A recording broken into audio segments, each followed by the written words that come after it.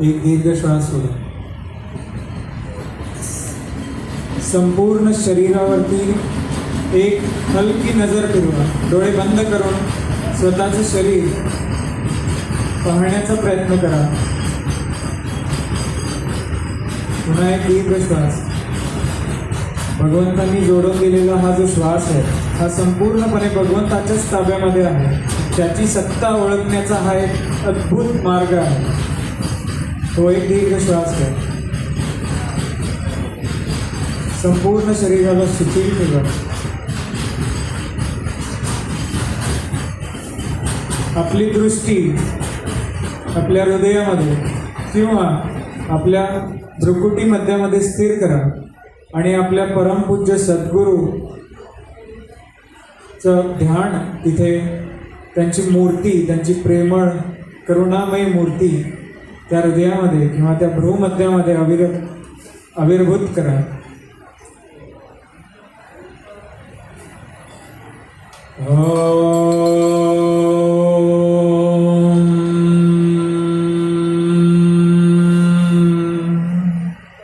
अखंडमंडलाकारं व्याप्तं येन चराचरं तत्पदं दर्शितं येन तस्मै श्रीगुरुवे नमः. ॐ सहनाववतु सहनौ भुनक्तु सह वीर्यं करवावहै तेजस्विनावधीतमस्तु मा विद्विषावहै. ॐ शान्तिः शान्तिः शान्तिः. ॐ श्रीहरिं परमानन्दम् उपदेष्टारम् ईश्वरं व्यापकं सर्वलोकानां कारणं तं नमाम्यहं. भवतापप्रणाशिन्ने आनन्दघनमूर्तये ज्ञानभक्तिप्रदायिन्ने मातस्तुभ्यं नमो नमः. ॐ सर्वे भवन्तु सुखिनः सर्वे सन्तु निरामया सर्वे भद्राणि पश्यन्तु मा कश्चित् दुःखभाग् भवेत्. ॐ शान्तिः शान्तिः शान्तिः. सदाशिवसमारम्भा शङ्कराचार्यं मध्यमाम् अस्मत् आचार्यपर्यन्तं वन्दे गुरुपरम्पराम्. शङ्करं शङ्कराचार्यं केशवं बादरायणं सूत्रभाष्यकृतो वन्दे भगवन्तो पुनः पुनः. ईश्वरोर्गुरुरात्मेति मूर्तिभेदविभागिनीं व्योमवद्व्याप्तदेहाय दक्षिणामूर्तये नमो नमः. ॐ मङ्गलं भगवान् विष्णु मङ्गलं गरुडध्वज मङ्गलं पुण्डरीकाक्षो मङ्गलाय तनो हरिः. ॐ शान्तिः शान्तिः शान्तिः. सगळ्यांनी सावकाशपणे डोळे उघडा. बघा, आपल्या गुरुचा आपल्या हृदयातला आश्रय आपल्याला जाणवला की नाही? नक्कीच आपले गुरु आपल्या सोबतच असतात. सुरू करूया. रविवारचा दिवस, सूर्यदेवतेचा दिवस. सूर्यदेवता ज्ञानाची देवता, प्रत्यक्ष देवता. सूर्यदेवाला वंदन करून सुरू करूया. ज्या परमपूज्य कृष्ण महाराजांच्या जयंती उत्सवासाठी आपण इथे एकत्र आलो, त्या सद्गुरू नाना महाराज आणि काका महाराजांना प्रथम वंदन करून सुरू करूया. ज्यांच्या प्रेरणेने आज आपण इथे सूत्रबद्धपणे आलो आहे आणि ज्या आध्यात्मिक प्रवासाची घर्षण ज्या सद्गुरूनाथांनी केलं त्यांचं चिंतन करून आपण पुढे सुरू करूया. काल आपण बऱ्यापैकी पार्श्वभूमी बघितली की भगवद्गीता काय होती. आता गीता का घेतो? तर गीता हा जीवनाचा एक सार आहे, जीवन जगण्याची कला आहे. आणि आपल्या जीवनामध्ये, धकाधकीच्या जीवनामध्ये आपल्याला ही कला आत्मसात करायची आहे. बरं इथे कोण आहे की सगळ्यांना वाटतं की माझं जीवन आनंदमय असलं पाहिजे, सुखमय असलं पाहिजे. मग ते सुखमय करण्याची जी कला आहे ती कला भगवंताने त्याच्या करुणामय वाणीतून आपल्याला दिलेली आहे आणि तीच आपण ऐकण्यासाठी आज इथे आलो. तर या करुणामय गीतेला प्रथम वंदन करूया. काल आपण पार्श्वभूमी बघितली की भगवद्गीता कशी अविरत झाली, कशी आविर्भूत झाली. ती भगवंताची सद्गुरू स्वरूपाची जी करुणामय वाणी होती ती कशी द्रवित झाली. तसं कालपासून मला बऱ्याच लोकांचे बरेच प्रश्न आले. त्या प्रश्नांना इथे उत्तरं देण्याचा आपण प्रयत्न करूया एक साध्या भाषेमध्ये. जसं मी काल म्हणलं, न जाणे मंत्र न जाणे स्तोत्र, न हवन न यज्ञ, एक नाम घेता सगळ्यांचं कल्याण. तर नाम जे आहे ते हातामध्ये माळ घेऊन सद्गुरूंनी सांगितलं की माळाने चालू राहा. तर ती सोप्या भाषेमध्ये आपण आज संवाद साधणार आहोत. संवाद ही अध्यात्मामधली. काल जितेंद्रनाथ महाराजांनी पण त्यांच्या प्रवचनामध्ये सांगितलं की संवाद कसा महत्त्वाचा आहे. बोलले, ऐकलं सगळ्यांनी? तर हा संवाद आहे. मग संवादाच्या बऱ्याच परिभाषा आहेत. आता तुमचा आणि माझा संवाद आहे, तुमचा तुमच्याशी संवाद आहे आणि तुमचा तुमच्या अंतरंगातल्या ईश्वराशी संवाद आहे. तर हा संवाद आपल्याला असाच टिकवून ठेवायचा आहे. आता काल पार्श्वभूमी आपण गीतेची बघितली. तर त्या गीतेमध्ये जो अर्जुन आहे त्या अर्जुनाच्या जागी आपण स्वतःला बघूया. कारण आपल्याही जीवनामध्ये तेच प्रश्न आहेत जे 5000 वर्षापूर्वी अर्जुनांना पडले. तो अर्जुन आपणच आहोत आणि ती गीता आपल्यासाठीच आहे. सगळ्यात पहिला विषय हा. आता हा आध्यात्मिक प्रवास आपण म्हणूया किंवा या प्रवासामध्ये बऱ्याच लोकांना प्रश्न पडतो की आम्हाला तर माहितीच नाही बुवा, कसं कळणार. बरं गुरु तर पाहिजे, गुरु नाही भेटला मला कसं कळणार, गुरु कुठं मिळतो, कसा मिळतो, काय होतं, गुरु कसा शोधायचा. बऱ्याच जणांना हा प्रश्न असतो. बरं गुरु मिळाला तर गुरुची भक्ती कशी करायची, गुरुची श्रद्धा काय, असा प्रश्न पण काल आला होता. मग हा एक सर्वसाधारणपणे सगळ्यांच्या हृदयात असणारा, मनात असणारा हा प्रश्न आहे. आता गुरु कसा मिळणार याचं एक छोटंसं उदाहरण तुम्हाला देतो. की काल मी तुम्हाला सांगितलं अर्जुन आणि कृष्ण महाभारताचं युद्ध ज्या वेळेला झालं त्यावेळेला अर्जुनाचं वय साधारणपणे 70 वर्षाचं होतं. पितामह भीष्म 200-250 वर्षाचे होते. कृष्ण पण साधारण त्या वयाचे होते. युधिष्ठिर 100-1 वर्षाचे होते महाभारताच्या युद्धामध्ये. आता आयुष्याचे 70 वर्ष भगवान श्रीकृष्णांसोबत सखा म्हणून ज्यांनी काढले, बरोबर आहे. पण भगवद्गीतेच्या प्रसंगी म्हणजे त्या रणांगणाच्या प्रसंगी अर्जुनाला आपल्या भाषेमधून आपण एन्झायटी झाली. समोर माझी माणसं कोण आहेत हे दिसल्यानंतर कापरं भरायला लागलं, अंगात घाम फुटायला लागला आणि मग त्याला कळेनासं झालं, हातातून गांडीव सुटला आणि मग त्यांनी विचारलं की कार्पण्य दोष अपद स्वभाव पृच्छामि त्वां धर्म सम्मूढचेता, की बाबा मला तर असं व्हायला लागलंय, आता तू मला काहीतरी सांग. मग तिथे त्यांनी पुढचा प्रश्न, त्यांनी सगळ्यात पहिला तर स्वीकार केला. जसं आपण काल बोललो की स्वीकार करणं फार महत्त्वाचं आहे. स्वीकार केला तर अंतरंगामध्ये बदल हा अपेक्षित आहे. मग स्वीकार केलं अर्जुनाने, आपल्या समोर उदाहरण आहे.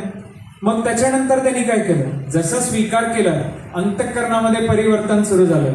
परिवर्तनाचा सगळ्यात पहिला स्वरूप काय दिसला, समर्पण आलं. मग समर्पणामध्ये अर्जुनाने काय म्हणलं, शिष्यस्ते हम स्वादिमाम त्वां प्रपन्नः, मी तुझा शिष्य झालो आणि मला मार्गदर्शन कर. बरं आता 70 वर्ष ज्या माणसासोबत थांबला तोपर्यंत माहीत नव्हतं का हा गुरु आहे. गुरु तर सोबतच होता. मग तो गुरु त्यावेळेला कसा दिसला, ज्या वेळेला हृदयामध्ये शिष्यत्व निर्माण झालं त्यावेळेला गुरु समजला. तो गुरु असा भेटतो. मग काल मी जसं म्हणलं की don't seek the master when the disciple is ready master appears. स्वतःला इतके उन्नत बनवा की गुरुला राहावलं नाही गेलं पाहिजे की माझ्या शिष्याला जाऊन कधी एकदा माझ्या शिष्याला भेटलं. मग हे शिष्यत्व जे ते हृदयामध्ये ज्या वेळेला उत्स्फूर्तपणे वरती येतं त्यावेळेला गुरु आपल्या समोर असतो. तर असा गुरु मिळतो.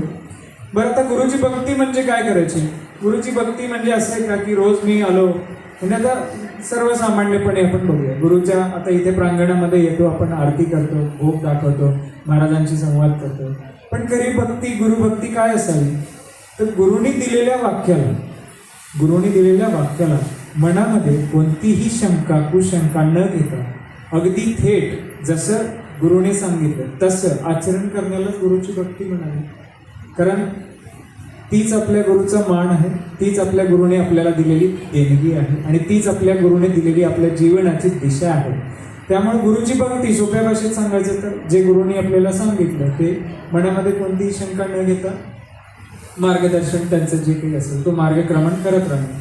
आता हा प्रवास म्हणजे कुठे, तर जिथे कृष्णाला अर्जुनाने सांगितलं की मला मार्गदर्शन कर, तिथून सुरू झालेला प्रवास हा पुढे 500 श्लोकांचा संवाद झाल्यानंतर कुठेपर्यंत आला की नष्टो मोह स्मृतिर्लब्धा. अर्जुन काय म्हणलं, सुरुवात कुठे केली, कार्पण्य दोष, की मला आता इतकं कापरं भरल्या की मला काही कळतच नाहीये. तिथून तो प्रवास कुठे पूर्ण झाला, नष्टो मोह स्मृतिर्लब्धा, की माझा मोह नष्ट झाला, मला स्मृती मिळाली, आता तू जे सांगतोय तसंच मी वागेन. अर्जुनाने काय म्हणलं, आता तू जे सांगतोय, हे कृष्ण, हे अर्जुना, हे सख्या, तू जे सांगतोयस तसं मी करेन. हाच आपला प्रवास आहे. आपल्या गुरुच्या समोर आपण नतमस्तक झालो, सांगितलं की हे गुरुदेवा मला तर काही कळत नाही, तुम्ही मार्ग द्या. त्यांनी मार्ग दिला. त्यातला गुरु पण असंच असतो, गुरु तुम्हाला सांगतो हे कर, हे कर, हे कर, तुला काय वाटतंय तू कर. गुरु थांबतो, नामानिर्णय असतो, गुरु बघत असतो तुम्ही काय करता. मग तिथून भगवंताने, आता बरेच लोक मला विचारतात पण की बाबा, म्हणजे आता आजकालच्या इथे तर भरपूर झालंय, चमत्कारांची काही कमतरता नाही आहे. आता गुरुचं जे नातं आहे हे एकदम हृदयाशी जवळीक असलेलं नातं आहे. आणि तुमचं आणि तुमच्या गुरुचं नातं हे फक्त तुमच्यासाठीच असतं, खास असतं. आपण शब्दांमध्ये व्यक्त पण ते करू शकत नाही. मग इथे भगवान श्रीकृष्ण, भगवान म्हणतो ना आपण त्यांना, मग बऱ्याच लोकांच्या मनामध्ये प्रश्न येतो, अरे हे तर भगवान होते, महाभारताचे तर 40 लाख लोकांचा मृत्यू झाला. 40 लाख लोक, विचार करा. हो म्हणे 40 लाख लोक म्हणजे भगवान होता, त्याला युद्ध थांबवता येत नव्हतं, बरोबर. मग हा सगळा प्रश्न येतोच. किंवा अर्जुनाला एवढं झालं, अर्जुनाला डोक्यावरती हात ठेवला आणि झालं, चल बाबा लाग कामाला, झालं का असं नाही झालं. गुरुचं कामच ते असतं. गुरु तुम्हाला आशीर्वचन देतो, तुम्हाला ती ऊर्जा देतो आणि तुमच्यासमोर रस्ता ठेवतो की हे घे बघा, चालू लाग. गुरु तुमच्या सोबत असतो. गुरुचं काम आहे. कृष्णाचं काम होतं की कुठेही अर्जुनाचा रथ डगमगणार नाही, अर्जुनाचा रथ कुठेही डगमगणार नाही. सारथ्याचं काम त्यांनी स्वीकार केलं. गुरु असंच असतो, तुमच्या पाठीशी इतकं खंबीर उभा असतो. तर हे झालं गुरुत्व. आता इथून हा प्रवास आपला सुरू झाला की गुरु आपल्याला मिळाला, मग पुढचा आपला प्रवास सगळा सुरू झाला. ही कालची भूमिका इथेपर्यंत आपण बघितली. आता काल आपण बोलल्याप्रमाणे आणखी 2 गोष्टी सांगायच्या. आज आपल्या खामगावामध्ये 2 रत्न आहेत आणि या 2 रत्नांना भेटण्याची मला आज संधी मिळाली, तर खूप आनंदाची गोष्ट आहे. एक आपल्या महाराजांच्या समाधीस्थानावरती मी इथे आहे, ही संधी मिळाली, हे रत्न जे आहे अनमोल रत्न. दुसरं आणखी एक आहे, आपले जे मामा आहेत आणि त्यांनी नामालय काढलं, तिथे आज मला त्यांच्या दर्शनाचा योग आला. आणि त्या दर्शनाच्या योगामध्ये म्हणजे मी तिथे बसलो होतो, त्यांनी पूर्ण म्हणजे भावुक अवस्थेमध्ये जाऊन आशीर्वचन दिले, त्यांचे आशीर्वाद घेतले. आणि मी विचारच करत होतो की बाबा आज काय करायचं. तिथे मला त्यांनी आदेश दिला, म्हणजे महाराजांचा आदेश झालाय. म्हटलं काय, तर म्हणे आज तुम्ही जे प्रवचन देणार आहे, व्याख्यान देणार आहे, तिथे भक्ती आणि भक्ताचा काय अर्थ आहे हे व्याख्यान द्या. म्हटलं ठीक आहे. मी म्हणणार होतो की चला आज तुमचा काय विषय सांगा. तर तिथे गेल्यानंतर महाराजांनी असं सांगितलं मला की आजचा विषय तुमचा हा ठेवा की भक्त म्हणजे काय हे माझ्या लेकरांना कळू दे, या शब्दात ते मला बोलू. म्हटलं ठीक आहे. मग आजचा जो आपला विषय आहे तो भक्ती योग आपण घेऊया. पण त्याच्या आधी काल मी जसं म्हणलं की कर्मयोगाचे काही 2 सूत्र मी तुम्हाला सांगतो. कारण भगवद्गीतेचा जो प्रवाह आहे हा भगवंतांनी असाच ठेवला प्रवाह की पहिल्यांदा अर्जुन एक संसारी, पूर्ण संसारी. मग या संसारी मनुष्याला, आता आपण पण आहे, आपण थोडीच सगळं सोडून मागे लागलोय कुठे नाही, पण आपल्या ज्या परिस्थितीमध्ये, ज्या स्थितीमध्ये आपण जिथे आहोत तिथे ईश्वर प्राप्ती कशी करून घेता येईल हे आपल्या सद्गुरूंनी आपल्याला ऑलरेडी आधीच देऊन ठेवलं. आणि भगवंतांनी तोच प्रवाह तसा ठेवला. मग पहिले 6 अध्याय कर्मयोगाबद्दल सांगितलं की कर्मयोग म्हणजे काय, कर्म काय करायचं. काल मी बोललो की कर्मयोगाचे काही सूत्र आपण बघूया. तर साध्या सोप्या भाषेमध्ये सांगतो. कर्मयोग काय करतं. कर्मयोग आपल्या अंतःकरणाची शुद्धी करतो. कशी शुद्धी करतं बघा. आता आपण काही कर्म करतो, अगदी म्हणजे आपण इथे जरी आलो, आपल्या सद्गुरूंच्या ठिकाणी जरी आलो आणि आपण सेवा करायला लागलो, तर मनामध्ये कुठेतरी एक सुप्त भाव असतो की आयोजकांनी मला बघावं, कुठेतरी हे एवढं सगळं झाडून काढलं, किती छान काम केलंय, येतो की नाही भाव. कधीतरी आपण म्हणतो की अरे मी काम केलं, मला विचारलं पण नाही. बरं, आपण अशा ठिकाणी आल्यानंतर जे काही कार्य करतोय, तर हे कार्य आपण कशासाठी केलं, सद्गुरू सेवेच्या उद्देशाने केलं. पण मनामध्ये एक सुप्त भाव आपल्या कळून जातो की कोणीतरी रेकग्नाइज करावं असतो. मग हा कर्मयोग कसा म्हणायचा, तर हे भाव आपण त्याच्यामध्ये डिटेलमध्ये बघूया. तर कर्मयोग म्हणजे काय आणि तो कसा करायचा आणि त्याच्यामुळे ईश्वर प्राप्ती कशी होईल. मी अनेक संतांच्याकडून ऐकलं. त्या संतांनी सांगितलं की भागनेचं नाही जागनेचे हो, म्हणजे पळून जाणेली नाही, जिथे आहे तिथून तुम्ही ज्या अवस्थेमध्ये, ज्या ठिकाणी, ज्या लोकांच्या मध्ये, जसे आहात तशा अवस्थेमध्ये ईश्वर प्राप्ती होऊ शकते. मग कशी होऊ शकते, तर त्याच्यासाठी आहे पहिला कर्मयोग. अंतःकरणाची शुद्धी झाली की त्या शुद्ध अंतःकरणामध्ये भक्तीची बीज यायला लागतात आणि भक्तीच्या बीजाचा वृक्ष होतो, त्याला ज्ञानाची फळं यायला लागतात. हाच प्रवाह आहे. आणि ज्ञानाचं फळ ज्या वेळेला लागतं त्यावेळेला कळतं की हा ईश्वर आणि मी एकच आहे. तेच ईश्वरमय होणं, ईश्वरामध्ये किंवा आपल्या गुरुमध्ये एकत्रित होणं आहे. मग हा प्रवास कसा, तर पहिलं काम की आपण जे काही कर्म करतो ज्या ठिकाणी जसं आहे, दोन प्रकारे करू शकतो. तर कर्म ज्या वेळेला आपण करतो, सगळ्यांना श्लोक माहिती आहे, कर्मण्येवाधिकार असते महाफलेषु कदाचन, सगळ्यांना माहिती आहे. आचरणात किती लोकांच्या आहे बरं, अवघड पडतं आचरण करताना. तू म्हणे अरे असं कसं काय, मी तर याला एवढं केलं, मला का नाही. मग इथे आचरणात आणण्याचा विषय आहे. आचरणात आणल्याशिवाय तो तुम्हाला लाभ देणार नाही. बरोबर, आपल्याला सगळं माहिती, ही गोळी खाल्ली की डोकं दुखायचं कमी होतं, खाल्ल्याशिवाय डोकं दुखण्याचं थांबणारच नाही.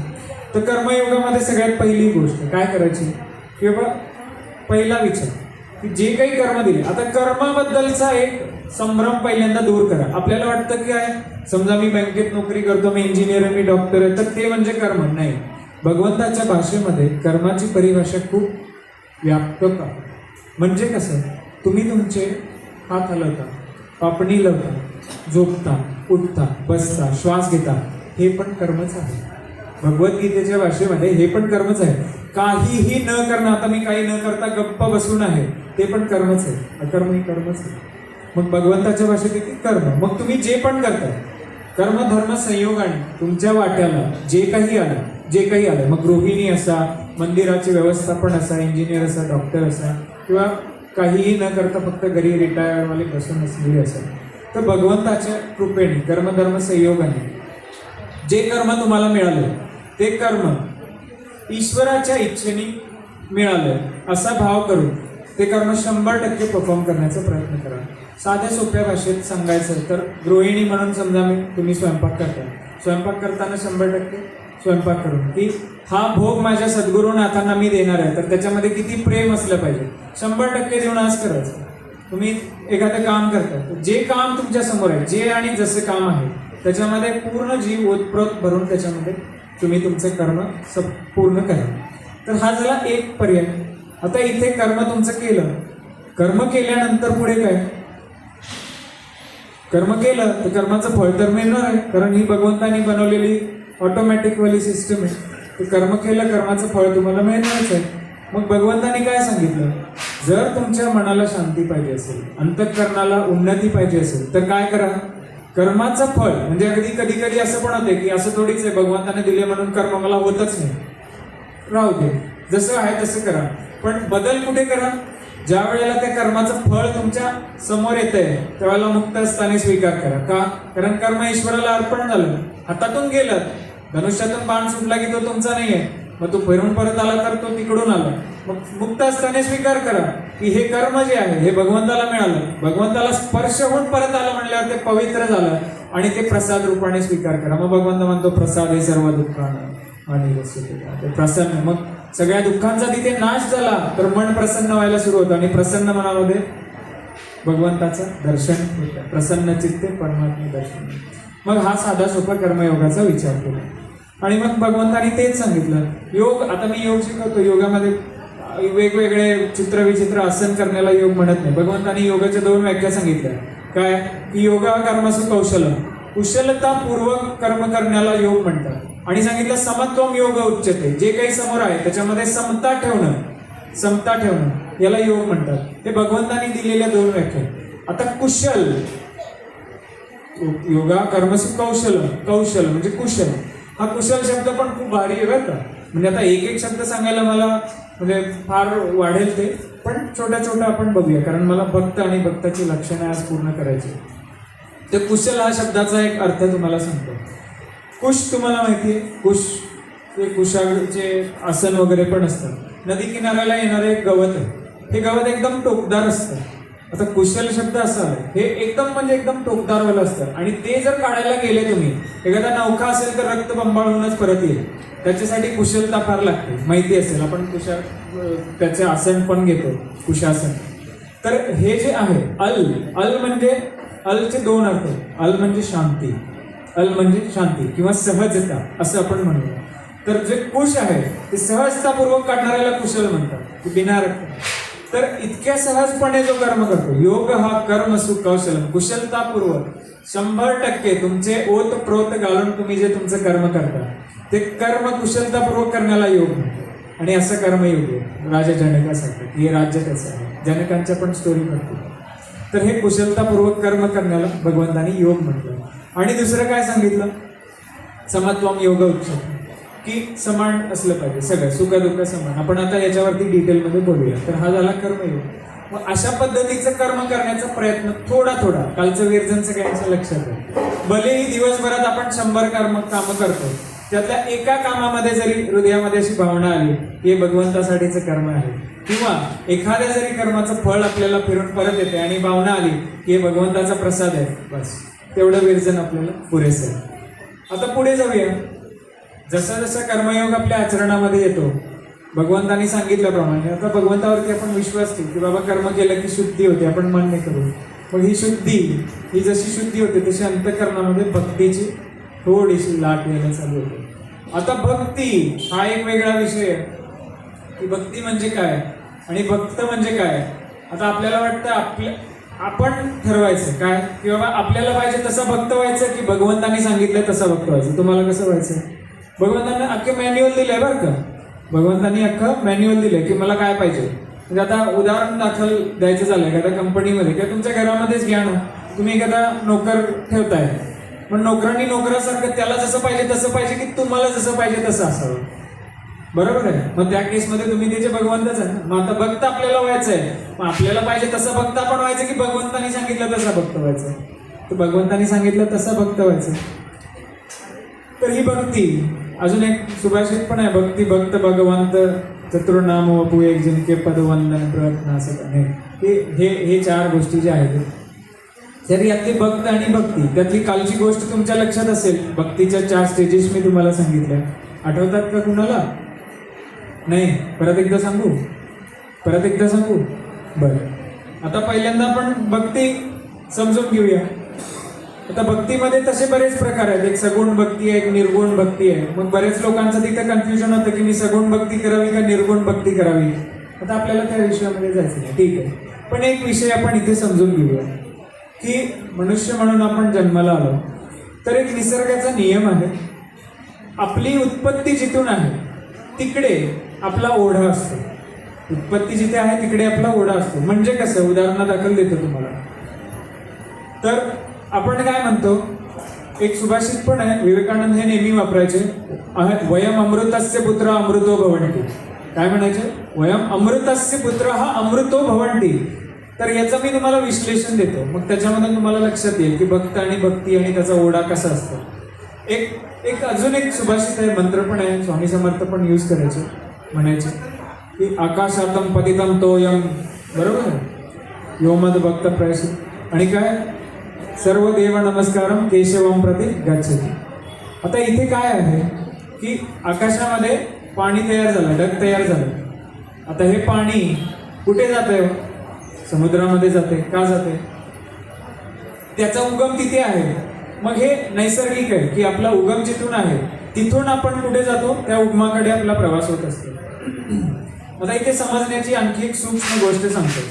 आता आपलं मन आपल्याला माहिती आहे, आपण म्हणतो की मनाने आपण समर्पण करायचं, किंवा मन, आपलं जे मन आहे, आज दुपारी पण आमचा हा एक थोडा विषय झाला, पण हा खूप महत्त्वाचा विषय आहे समजून घेण्यासाठी. भक्त म्हणजे काय?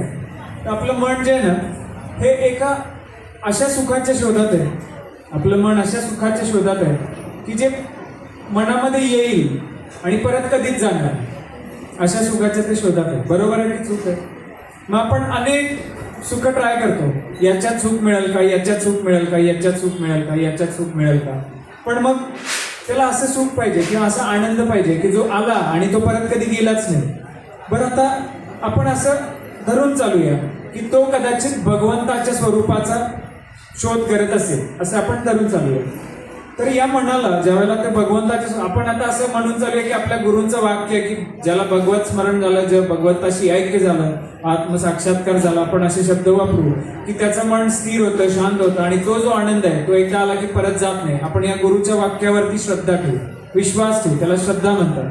तर हा विश्वास आपण ठेवला आणि आपण विचार केला की हे जे मन आहे हे अशा शोधात आहे. मग आता माझा एक प्रश्न आहे. काय प्रश्न आहे? बरं, या मनाला कळालं कसं? आतापर्यंत तरी ईश्वराचा साक्षात्कार झालेला नाही, मग त्याला असं शोधायचं आहे, असं सुख पाहिजे. मग हे सुख कुठेतरी शोधायला लागलंय ना मन. मग त्याला माहिती कसं आहे? त्यांनी ते चाकल्याशिवाय त्याला माहिती आहे का? एखादा पदार्थ साखर आहे, साखर तुम्ही जर चाकलीच नसेल तर ती गोड आहे किंवा त्या गोडपणाची आपल्याला एक तलप लागते, ती तलप तुम्हाला येईल का? नाही. म्हणजे तुमच्या बुद्धीमध्ये कुठेतरी ती जाणीव आहे की ही गोड साखर आहे. तशी मनामध्ये कुठेतरी एक जाणीव आहे त्या शांततेची, त्या आनंदाची, त्या शिवस्वरूपाची, सत्यम शिवम सुंदरम म्हणतो त्या सुंदरतेची. म्हणून मन शोधत राहतं. बरं, आता हे शोधत राहतं याचा अर्थ काय? त्यांनी कुठेतरी हे आधी चाकलेलं आहे, कुठेतरी हे अनुभवलेलं आहे. भले त्याचं विस्मरण झालं असेल. कधीतरी आपल्याला आठवतं की एखादी, अरे इकडची ही वडापाव हा खूप चांगला मिळतो, खाल्लेला असतो म्हणून आठवतो, ज्यांनी खाल्लाच नाही त्याला कुठे माहिती. मग मनाने कुठेतरी हे चाकलंय. मग मन काय करतं? त्या शोधाच्या सुखात तो फिरत राहतो. मग ज्या स्रोतापासून आपण आलो तिकडे त्याची वाटचाल होणं साहजिक आहे, स्वाभाविक आहे. मग याच विचारातून मनामध्ये तो प्रवाह निर्माण होतो. आणि हा प्रवाह, जसं गंगा नदी बघितली तुम्ही, भारतातली सगळ्यात मोठी नदी आहे, 25 किलोमीटर जाते गंगोत्रीपासून ते समुद्रापर्यंत. गंगोत्रीला कोण गेलं तिथे गेल्यावर तुम्ही बघाल एक एक थेंब तिथे पडतो. पुढे गेल्यानंतर जर तुम्ही बघितलं तर गंगेचा तो प्रवाह किती आहे. गंगासागरला गेल्यावर बघा गंगेचा प्रवाह इतका अफाट वाटतो की हाच समुद्र आहे की काय. त्या एका थेंबाचं तिथेपर्यंत एवढं परिणाम झाला. तर भक्ती अशीच आहे, त्याला स्वरूप माहिती आहे. मग तो प्रवाह सुरू होतो, असा थेंबाथेंबाने प्रवास सुरू होतो आणि हा प्रवास मोठा प्रवाहाच्या रूपात जातो आणि शेवटी सागराला मिळतो, जो सागर आपला ईश्वर आहे. बरं, हा भक्तीचा प्रवास असा झाला. मग आता काल मी जसं सांगितलं की भक्ती कशा प्रकारे असते पहिल्यांदा समजून घ्या. पहिले तर 3 गोष्टी आहेत. एक आहे आसक्ती, एक आहे प्रेम, एक भक्ती. कन्फ्युजन आपल्या आयुष्यामध्ये आपण करतो. आता जर तुम्ही मला कोणी विचारला भक्ती कशी असते सांगा, मी तुम्हाला सरळ एक प्रश्न विचारेल की तुम्ही तुमच्या नवऱ्यावर किंवा बायकोवर प्रेम करता का? कसं करता? प्रेम काय आहे सांगा. नाही, तो अनुभवाचा विषय आहे. तर भक्ती पण एक भाव आहे, अनुभव आहे. ती अशी डिस्क्रिमिनेट करता येत नाही. पण भगवंतानी काय सांगितलं, भक्त कसा असतो, भक्ताची लक्षणं कशी असतात. जसं डॉक्टर एखादा रोग झाला की तपासतो, तुला काय काय होतंय बाबा, डोकं दुखतंय का, हे होतंय का, ते होतंय का, गाम दुखतो का, काय जे काही असेल ते त्याच्यावरून निदान करतो की हे झालं असू शकेल. तसं भगवंतानी लक्षणं सांगितली. मग ती लक्षणं आपल्याकडे असतील, आज आपण ती बघूया. त्या भगवंतानी 20 लक्षणं दिले. या 20 लक्षणात एक जरी लक्षण तुमच्या आयुष्यात आलं तर ते तुमचं आजचं व्यसन झालं, तुमचं संपूर्ण आयुष्याला तारून येईल ही हमी मी तुम्हाला इथे महाराजांच्या सानिध्यात देतो. ते एक पण असेल. मग आता पहिलं समजून घेण्याचा प्रकार काय की 3 प्रकार: प्रेम, भक्ती, आसक्ती, प्रेम, भक्ती. आसक्ती म्हणजे काय की आपण एखाद्याला देतो, देताना आपल्या मनामध्ये सूक्ष्म भावना असते, अगदी मुलाच्या बाबतीत पण झाली तरी असते. मग ही आसक्ती जशी जशी उन्नत होते, अगदी गुरुला पण आपण तेच करतो. आपण गुरुच्या पायाशी जातो आणि गुरुला म्हणतो माझं जरा एवढं काम म्हटलं तेवढं करून बघ. मग गुरुजवळ जरी जातो, ही आसक्ती झाली. बरोबर आहे. मग प्रेम आहे, ठीक आहे, पण ती थोडंसं खालच्या लेवलचं आहे बाबा, आपण आसक्ती. मग पुढे गेलो, त्या आसक्तीतून प्रेम, जसं गुरुचं सान्निध्य मिळायला लागलं, हृदयामध्ये थोडंसं परिवर्तन व्हायला लागलं, मग त्या आसक्तीचं प्रेमात रूपांतर झालं, आपण असं समजूया. तर मग या प्रेमामध्ये काय झालं की आपण गुरुवरती फक्त द्यायचं, सेवा द्यायची. पण याच्यामध्ये पण कुठेतरी एक सूक्ष्म अहंकार यायला लागतो. काय, मी जेवढी सेवा देत आहे, गुरुनी माझं थोडं जरा कल्याण केलं तर बरं, मला कधी आत्मसाक्षात्कार जरा असं लक्ष इकडे काय होतंय की नाही होतंय. मग हे थोडंसं प्रेम. मग प्रेमामध्ये पण थोडीशी आपल्याला काय राहिली, तो अहमपणा म्हणा किंवा आसक्ती म्हणा किंवा इच्छा म्हणा ती राहिली. मग ते 2 नंबरला प्रेम आहे. बरं, आता गुरु तर करुणामय, गुरुला माहिती आहे याच्या हृदयामध्ये काय उलटापालट चालली आहे, याच्या विचारांमध्ये काय उलटापालट चालली आहे. त्याची करुणा आपल्यामध्ये प्रवाहित झाली आणि समजा त्या प्रेमाचं पुढे रूपांतर झालं, तर ती भक्ती झाली. या भक्तीचे 4 स्तंभ, 4 स्टेजेस कसे आहेत. सुरुवातीची जी भक्ती आहे ती कशी आहे की बाबा हा माझा गुरु किंवा हा माझा इष्ट, हा माझा देव आणि मी त्याची भक्ती करतो. 2 झाले नाही. मी भक्त आहे, भगवंत आहे, बाबा भक्ती.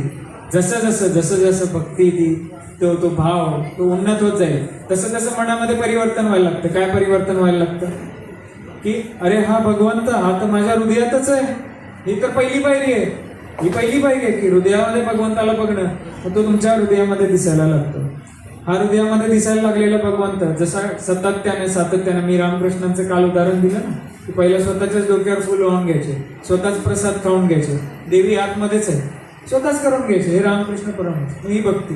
मग पुढे जाऊन काय झालं की अरे हा भगवंत माझ्यात आहे, हा तर याच्यात पण आहे, याच्यात पण आहे, याच्यात पण आहे, याच्यात पण आहे. तो सगळ्यांच्या मध्ये दिसायला चालू झाला. मग जसा तो चालू झाला आपल्या मनामध्ये परिवर्तन व्हायला लागते बघा, सौम्यता यायला लागते आणि हा भगवंत सगळीकडे दिसायला लागतो. पण ही पण मी 3 नंबरला ठेवली का? कारण थोडासा सूक्ष्म अहंकार आहे. कारण इथे पुन्हा मी आणि तू अजून शिल्लकच आहे. माझ्यात पण आहे, याच्यात पण आहे, माझ्यात पण आहे, याच्यात पण आहे.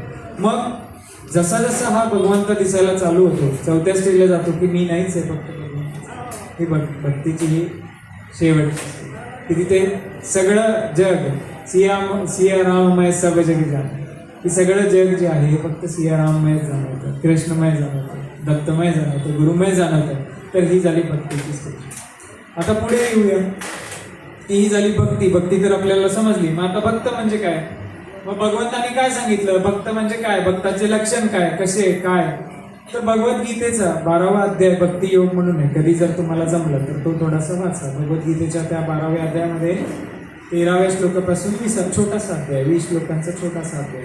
तर त्या 20 श्लोकांमध्ये भगवंतांनी भक्ताची लक्षणं सांगितली. ती आपण एक एक एक करू. कुठलं पण एक लक्षण जरी तुमच्या जीवनामध्ये तुम्ही घेतलं तर ते लिहून घेताय तर लिहून घ्या. मी श्लोक वाचतो, मग त्या श्लोकाचं आपण बघूया.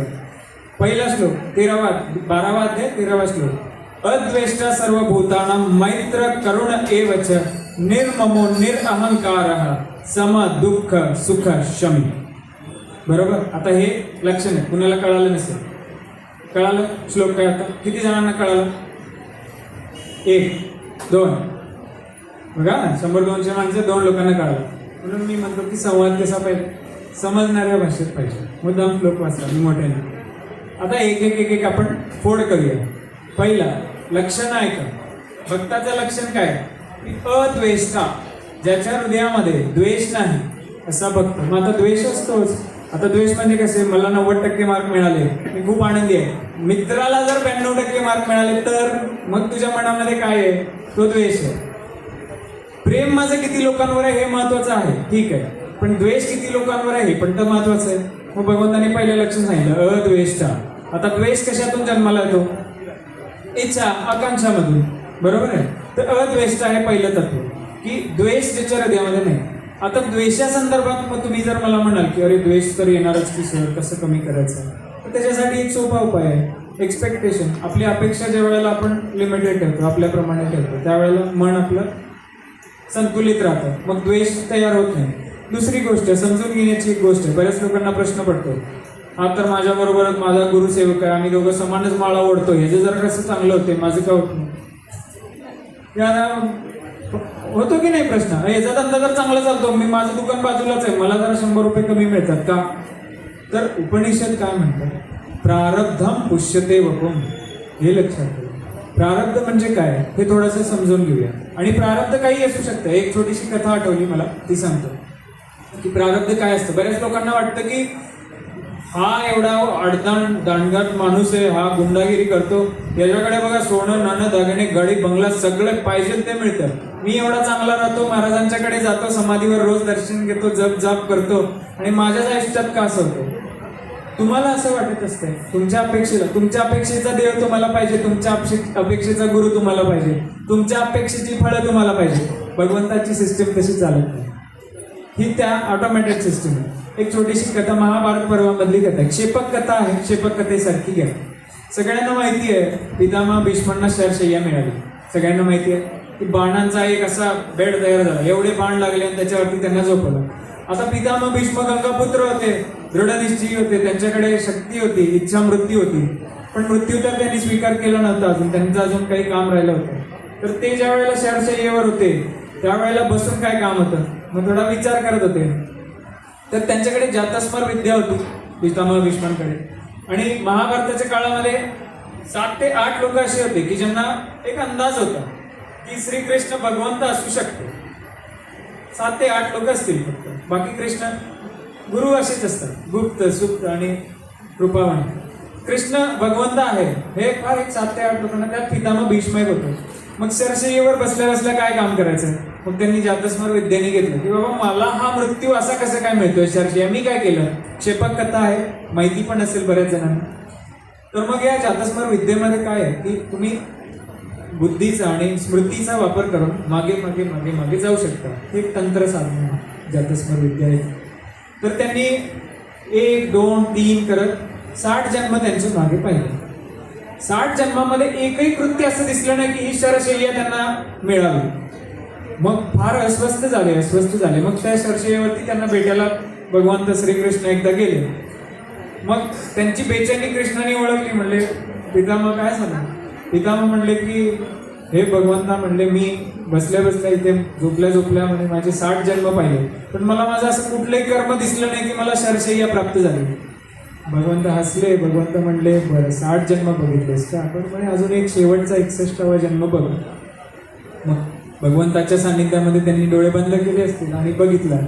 तर 61व्या जन्मामध्ये छोटेसे एक कृत्य त्यांना दिसलं की यंग म्हणजे एक तरुण वयामध्ये पितामह असे झाडाखाली जंगलामध्ये बसले होते आणि अचानकपणे मनामध्ये एक क्रूरता निर्माण झाली आणि समोर एक मुंगळा होता मोठा. तो मुंगळा त्यांनी हातात उचलला आणि टूथपिक असते ना, दातामध्ये एक काडी होती, ती काडी अशी घेतली आणि खेळता खेळता त्या मुंगळ्याला असे टोचन मारले. मग एकदम डोळे उघडले त्यांचे. कृष्ण म्हणले की किती वेळा टोचलास ते बघ आणि बाण मोज. बरं, ही क्षेपक कथा काय आहे मला का सांगायची. तर प्रारब्ध सगळ्या गोष्टींचं रेकॉर्ड ठेवतं, फक्त आपल्याला माहित नसतं. डेफिनेटली आपल्याला माहित नसतं. आपण आता काल काय केलं आपल्याला कळत नाही, मागच्या जन्मातलं कधी कळा. बरं, मागचा जन्म राहू दे, मागचा जन्म नाही असं जरी मी म्हणलं, जन्मापासून आत्तापर्यंत आपण काय काय केलं आपल्याला कुठं माहिती. आत्ता काय करतोय ते कळेना, मागे काय केलं कधी कळणार.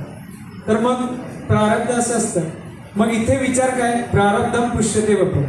मग भगवंतांनी आपल्याला पहिलं सूत्र दिलंय काय की कर्म करा, 100% करा. रोज कालच्यापेक्षा आज आणखी उत्तमरित्या कर्म करा. हे कर्माचा सिद्धांत आपण लावला आपल्या आयुष्यामध्ये.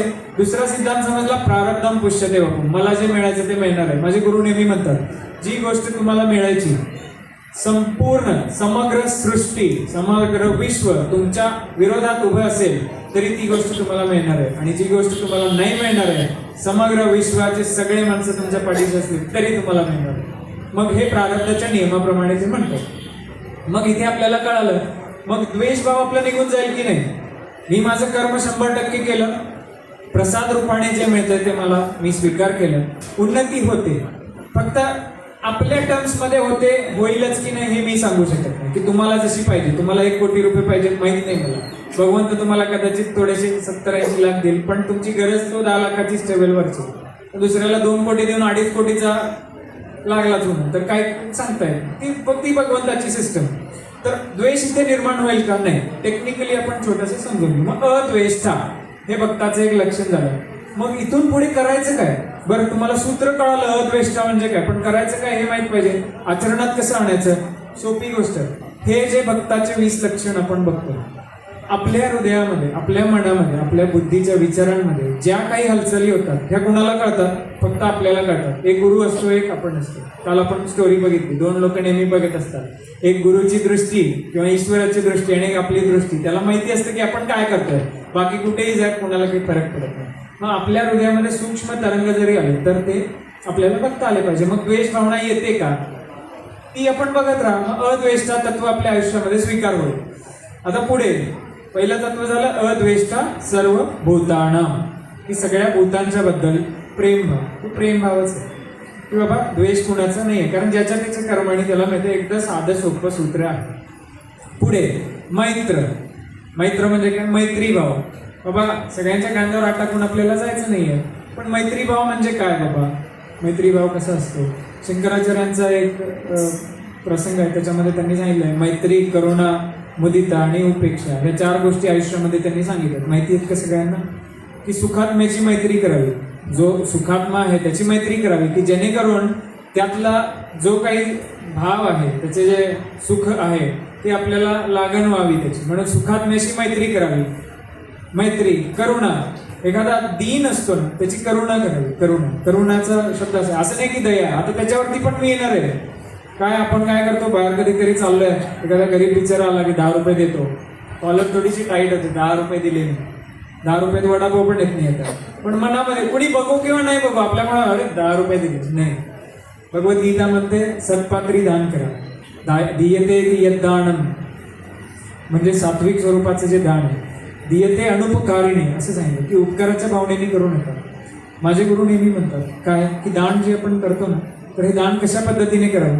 समजा समोर एखादी दुःखीत पीडित कुठली तरी व्यक्ती आहे आणि तिला आपण समोर बघितलं की ही दुःखी आहे, तर तिचं दुःख बघितल्यानंतर माझ्या हृदयामध्ये असलेल्या परमात्म्याला किंवा मला दुःख होत आहे आणि माझं दुःख कमी करण्यासाठी मी याला देतोय, हे सत्पात्री दान.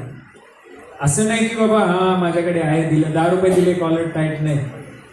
तर दान जे आहे ते असं करायचं. मग मैत्री, करुणा कुणाची असं देण्याची करुणा करायची. मुदिता, जे संत महंत महात्मे होऊन गेले त्यांची मुदिता करायची की त्यांचा भाव काय आहे. महाराजांचा भाव त्यांच्या गुरुबद्दल किती श्रेष्ठ भाव होता. काही झालं तरी नानांचं नाव त्यांच्या मुखातून निघत होतं. मग हा भाव माझ्यामध्ये कधी येईल, हा भाव माझ्यामध्ये कसा येईल, याला मुदिता म्हणतात. की समोरच्या व्यक्तीचा जो प्रेमळ जो सद्भाव आहे तो भाव माझ्यामध्ये कसा येईल, याला मुदिता म्हणतात. आणि उपेक्षा, दुष्टात्म्याची उपेक्षा करा. मग दुष्टात्मा म्हणजे आपल्याला कळते, आपण त्या भाषेत जाणार नाही, पण दुष्टात्म्याची उपेक्षा करा असं शंकराचार्य म्हणतात. मग मैत्रीचा भाव, सुखात्म्याशी मैत्री करा. आणि आपण असं समजू की सर्व भूतांना सगळ्यांच्या हृदयामध्ये भगवंत राहतो, तर सगळ्यांच्या मध्ये मी मैत्रीचा भाव ठेवेल. मैत्रीचा भाव म्हणजे काय की बाबा जे आहे त्याच्या कर्मानुसार कल्याण होईल, बस. आपल्याला द्वेष करायचा नाही, मैत्रीचा भाव ठेवायचा, ते दुसरं जमेल. साधे सोपे आपण भक्ताचे लक्षण बघतोय. भगवंताला अपेक्षित असलेल्या भक्तामध्ये काय क्वालिटीज असल्या पाहिजेत. जसे एखाद्याच्या नोकरीच्या शोधात जाताना आपण आपला बायोडेटा रेझ्युमे तयार करतो आणि त्याच्यामध्ये टाकतो मला काय काय येतं. मग कंपनी तो मालक कंपनीचा बघतो याला काय काय येतं, टिकमार्क टिकमार्क टिकमार्क. तुम्ही जे पद्धतीचे बघताय त्या पद्धतीत तुमच्याकडून फक्त तुम्हाला पुण्य मिळेल. पुण्य मिळालं की स्वर्ग मिळेल. मग शिने पुण्य मर्त लोके, पुण्यशीन झालं की स्वर्गातून ब्रह्मलोकात जरी गेला तिथून परत पुनरपी जननम पुनरपी मनरम पुनरपी जननी जठरे शयनम. मग काय भज गोविंदम भज गोविंदम गोविंदम भज मूढ. मग याच्यामुळे काय होईल किंवा पुण्य मिळेल तुम्हाला आणि तुम्ही परत याल. तर आपल्याला तसं नाही करायचं. मग करुणा, मैत्री झाली. पुढे निर्ममो निरअहंकार, हा पुढचा सांगितला की निर्मम आणि निरअहंकार. आता निर्मम सगळ्यांना माहितीये किती मी करते, किती माझं करते.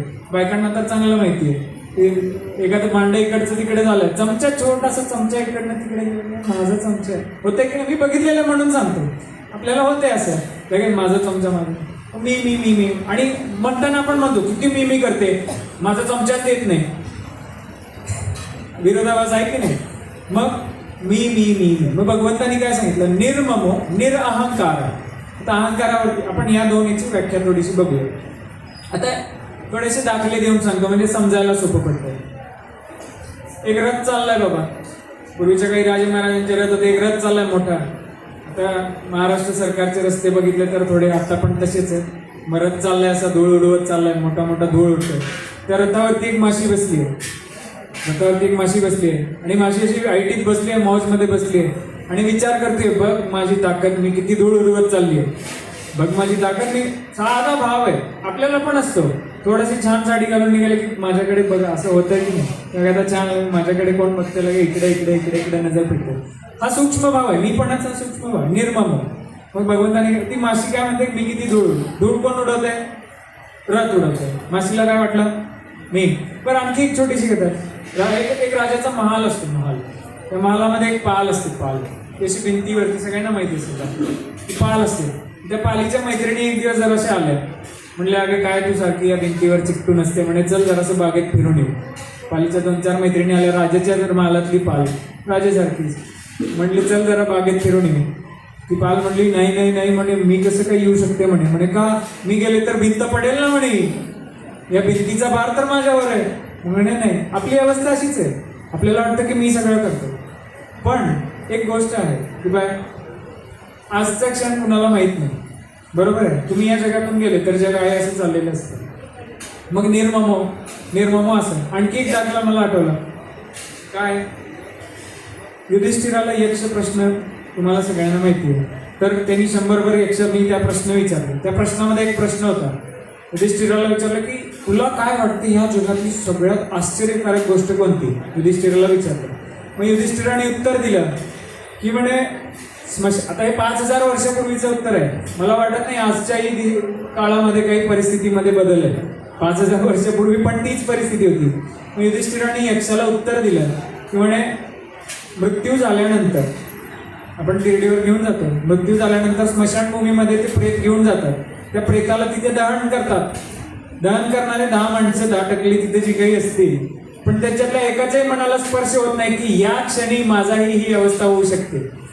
त्याला प्रेताला आपण उद्याचं प्लॅनिंग करत असतो. मी म्हणे सगळ्यात आश्चर्यकारक गोष्ट ही आपल्या हृदयामध्ये बिंबवून ठेवा की निर्मम माझे आज आपण या जगातून नसलो तरी पण जग आहे असं चाललंय. तर फुकटचा बोजा डोक्यावरती घ्यायचंच नाही. मग निर्मम निरअहंकार, अहंकार पण असंच आहे. मग अहंकारामध्ये काय की मी करतो मी करतो मी करतो. अजून एक छोटीशी आता अहंकार समजवायला कथाच कामाला येते. असं कामगावसारखं एक छोटंसं गाव होतं. तर इथे कसं आपण एकमेकाला सगळ्यांना ओळखतो, तसं गावामध्ये सगळेजण एकमेकाला ओळखायचे. त्या गावामध्ये एक म्हातारी होती, एकदम जकास म्हातारी, एकदम वय मस्त. त्या म्हातारीकडे एक कोंबडा होता. आता कोंबडा काय करायचा, रोज सकाळी आरवायचा. कोंबड्याची सवय आरवायची. मग म्हातारीचा अहंकार कसा असतो, सूक्ष्म असतो, कळत नाही. मग म्हातारीला वाटायला लागलं माझा कोंबडा आरवतो म्हणून या गावात सूर्य उगवतो. झालं, सगळ्यांना कसा माहिती, माझा कोंबडा आरवतो म्हणून या गावात सूर्य उगवतो. मग एक दिवस असंच गावात खिटपीट झाली म्हातारीच्या नावाने. अहंकारामध्ये खिटपीट होतेच, कारण आपल्याला वाटतं की मी आहे म्हणून आहे, नाहीतर काय नाही. मग अहंकारामुळे तिला वाटायला लागलं की हे माझं कोंबडा आरवते म्हणून सूर्य इथं उगवतो. मग त्या दिवशी खिटपीट झाल्यावर म्हातारीची सणकली. म्हातारी म्हणली या गावाला दाखवतेच म्हणे, आता बसू दे अंधारात, माझं कोंबडं घेते आणि मी चालायला लागते. म्हातारीने गुंडाळला गाशा, घेतलं कोंबडं काकेत आणि गेली दुसऱ्या गावात. आता दुसऱ्या गावात परत सकाळ झाली, कोंबडा हरवला. आता कोंबडा हरवला म्हणून सूर्य उगवला. ऍक्च्युली तसंच आहे बाबा, हा कोंबडा हरवला सूर्य उगवला. आता म्हातारीने बघितलं म्हणे अरे सूर्य उगवला म्हणे, आता तिकडे बसा म्हणे बसू दे अंधारात. हा काय आहे सांगा, हा अहंकाराचा प्रकार आहे. म्हातारीला अजून पण माहित नाही माझं कोंबडा हरवला की सूर्य उगवतो. आपली कंडिशनच अशी, आपली अवस्था अशीच आहे. मी आहे म्हणून सगळं आहे. मग याला अहंकार म्हणतात. मग भगवंत म्हणतो निर्ममो निरअहंकार. फुकटचा अहंकार करू नको, जग तुझ्यापासून काही थांबलेलं नाही आहे.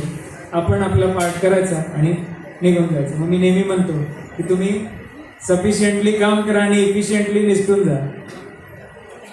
सफिशियंटली तुमचं काम करा आणि इफिशियंटली इथनं निसटून जा, बिना चिपकता. काल जसं सांगितलं की दर्पण समोर आलं, हुबेहूब चित्र दाखवतं, पास झालं खाली, मेरा मन दर्पण खाली खाली. समोर आलं, काम केलं, सडकला, स्मृती निघून गेली. निर्ममो निरअहंकार. कुठलं पण एक सूत्र घ्या बरं, आपण 15-20 सूत्र बघूया वेळेचा जसं आपल्याला मिळतो तसं. पुढचं सूत्र पहिले झालं अद्वेष्टा सर्व भूतानां मैत्र करुण एवच निर्ममो निरअहंकार. पुढे काय, सम दुःख सुख क्षमी. सम दुःख सुख म्हणजे काय, सुख आणि दुःख त्याला समान. आता समजण्याच्या बऱ्याच गोष्टी आहेत.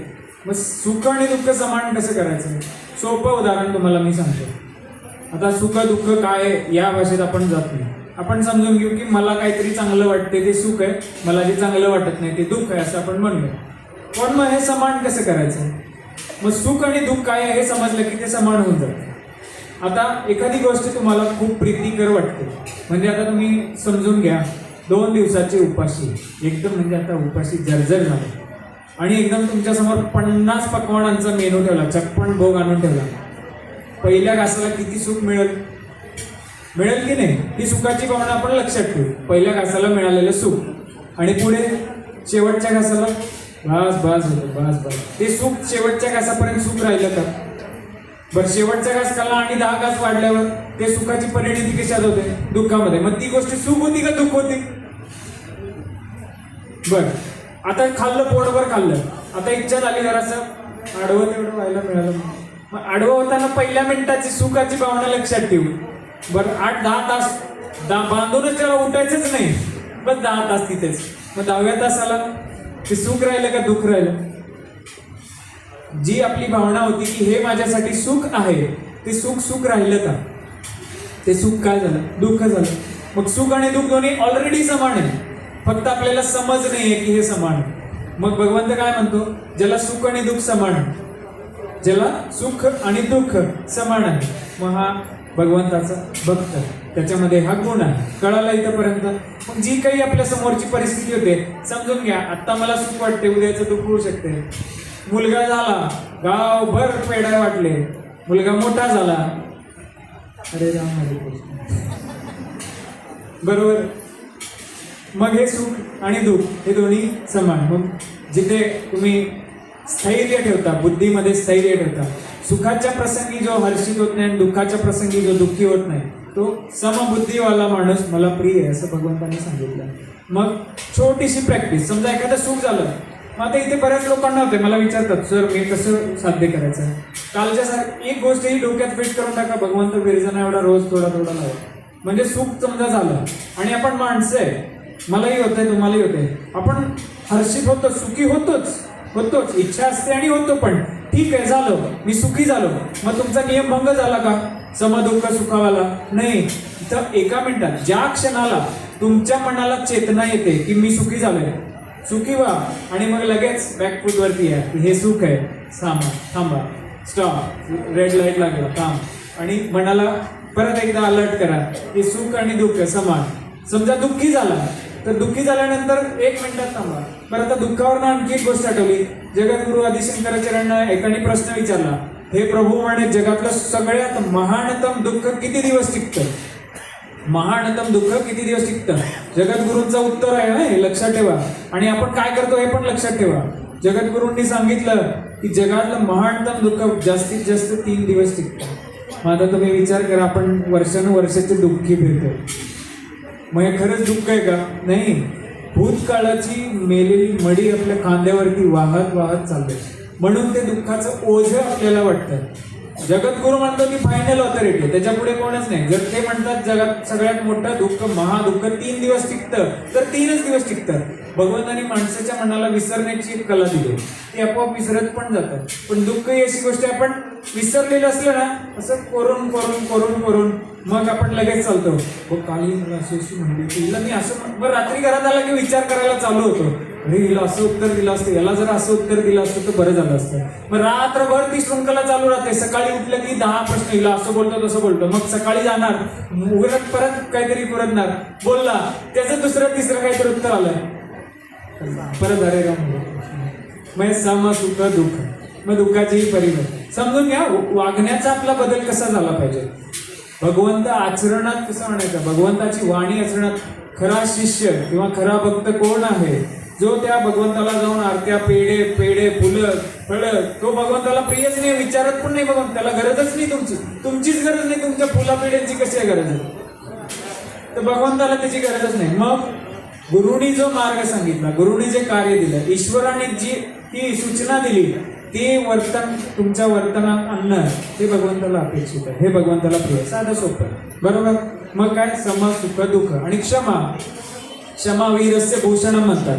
मग आता इथं वीर कोण पण आहेत तेवढे जर असे सांगा. क्षमा वीरस्य भूषण. मग आजच्या दिवसाला महाराजांच्या जयंतीच्या निमित्ताने संकल्प करा, ठीक आहे आजपासून मागे जे जे काही झालं जा विसरून सोडून द्या. ठीक आहे, जरा घरात थोडंसं भांडणं, 2 भाऊ एकत्र राहतात, थोडं मला मागची घर दिलं, पुढचं काय तुमचं सोडून.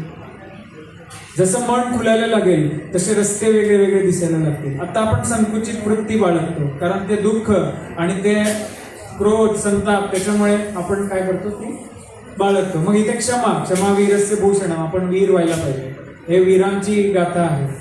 तर हे दुधारी तलवार आहे. अध्यात्म काही सोपं नाही, तसं सोपं पण आहे आणि अवघड पण आहे. केलं तर सोपं आहे, नाही केलं तर अवघड आहे. मग क्षमा जे काही होतंय, बरं मागचे राहू दे, ते थोडंफार ठेवा, थोडं लोणच्यासारखं रोज खा. पण आतापासून पुढे जेवणार आहे लगेच जागेवरती क्षमा करा, म्हणजे ते डोक्यावरती फालतूचं वजन होणार नाही. मग भगवंतांनी सांगितलेले हे लक्षणं सगळ्यांचे लक्षात आले. पुढचे घ्या, संतुष्ट सततम योगी.